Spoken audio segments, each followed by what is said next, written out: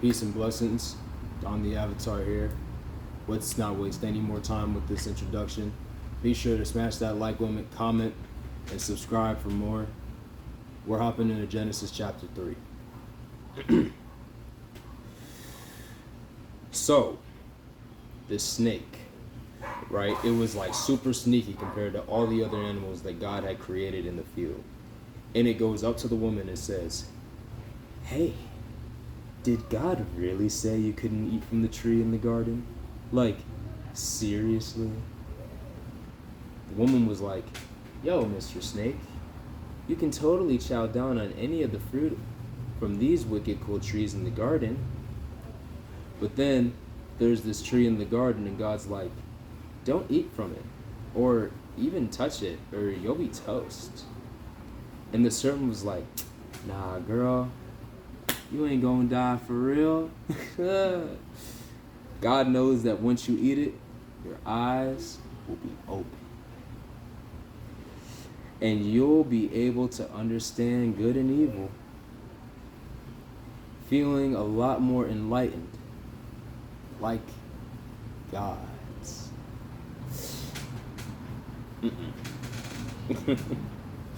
So the woman looked at the tree and saw that it had delicious food on it and looked really nice.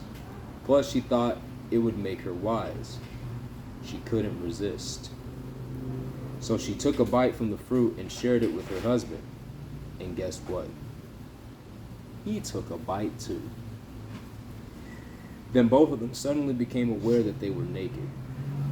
So they quickly stitched together some fig leaves and fashioned them into cover-ups. And they totally heard God's voice strolling through the garden like chillaxing in the afternoon breeze. And Adam and his wife were like, "Oh my gosh, we gotta hide from the Almighty." So they went all ninja mode. That's right, all ninja mode, camouflaging themselves amongst the trees. By the way, cool in Hebrew means wind. No biggie.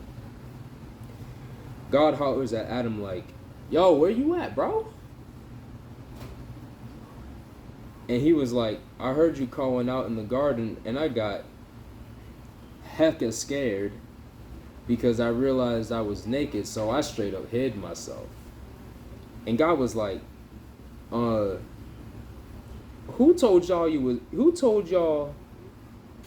were naked? Did you eat from the tree even though I told you not to?" So the guy was like, "Yo, God, it's not my fault. She did it.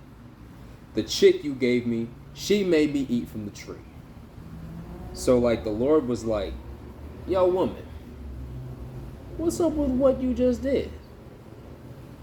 And the woman was like, "The snake tricked me. I couldn't resist and I ended up eating the thing." And God was like, "Yo, serpent, since you pulled that shady move, you're straight up cursed more than any other animal out there. You'll be crawling on your belly and munching on dirt for the rest of your days. No cap. And I will make things real tough between you and the woman. And between your crew and her crew. Someone's gonna knock you down hard, but you'll manage to hurt them a bit too." To the woman, he said, "I know things are going to get tough for you when it comes to giving birth and raising kids. It's going to be a struggle, but your love and dedication will be towards your husband, and he will take the lead in your relationship. Subject to your husband is another way to put it." And God was like, "Adam, bro, because you listened to your wife and ate from that tree after I specifically told you not to, the ground is totally cursed now. You're going to have to work super hard and deal with a lot of pain and struggle just to get food for the rest of your life. Sorry, man. It's going to be rough when it comes to growing stuff. You'll have to deal with thorns and thistles. And hey, forget about the gourmet meals. You'll be feasting on plain old grass from the field, man. You're going to have to work hard to put food on the table until the day you die and become one with the earth again. Because hey, we all came from dust, and back to dust we go. And Adam gave his wife the name Eve, because she was the mother of all living. Eve in Hebrew, her name is called Shava, which means living. Then God hooked Adam and his wife up with some fresh animal skin drip. Yo, God was like, check it, man. It was like, check it.